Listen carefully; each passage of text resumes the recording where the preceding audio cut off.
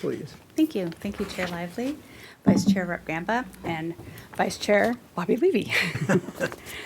For the record, my name is Darcy Edwards, and I'm a proud representative of House District 31, which includes all of Columbia County and parts of Multnomah, Washington counties, as well as about 14 people in Yamaha County.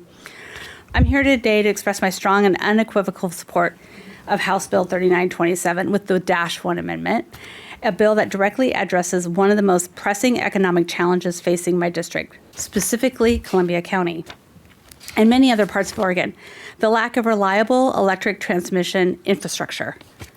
Oregon is at a crossroads.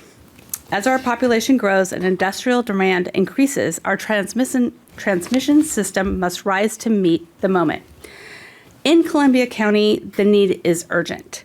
We've already lost significant economic opportunities, businesses that were ready to invest in our communities and walked away. Not because of workforce shortages or lack of land, but because the grid couldn't deliver the power they needed. And let me share one particular frustrating example.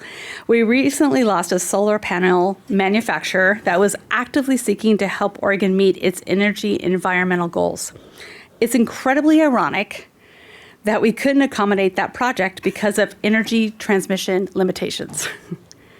A clean energy company walked away because we couldn't deliver power. That should be a wake-up call. Right now, Oregon is at least 25 years behind in building out its transmission infrastructure.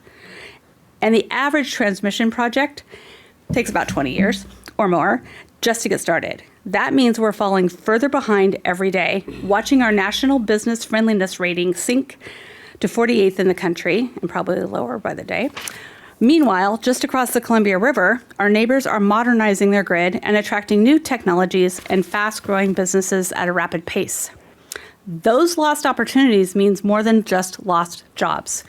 They represent lost revenue for local governments, lost momentum for our economy, and lost chances for families to thrive in the communities they call home.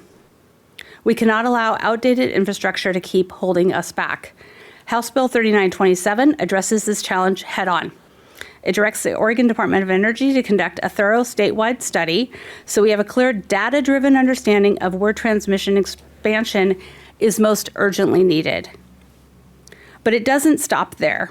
By creating the Oregon Electric Transmission Expansion Fund and committing funding over 5 biennia, this bill sets a framework for real lasting progress, not just analysis, but action. Finally, let me be clear. Energy transmission is economic development. Without it, we cannot compete for advanced manufacturing, large-scale industrial projects, high-tech data centers, or other job-creating investments. Columbia County has already paid the price. If we fail to act, we will lose even more to neighboring states that are moving faster and planning smarter. And this isn't just about business, it's about housing. The governor has set ambitious targets to increase housing supply and address Oregon's housing crisis.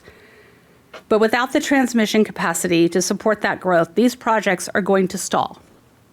We risk further delays in housing that would provide real relief for working families and communities across the state.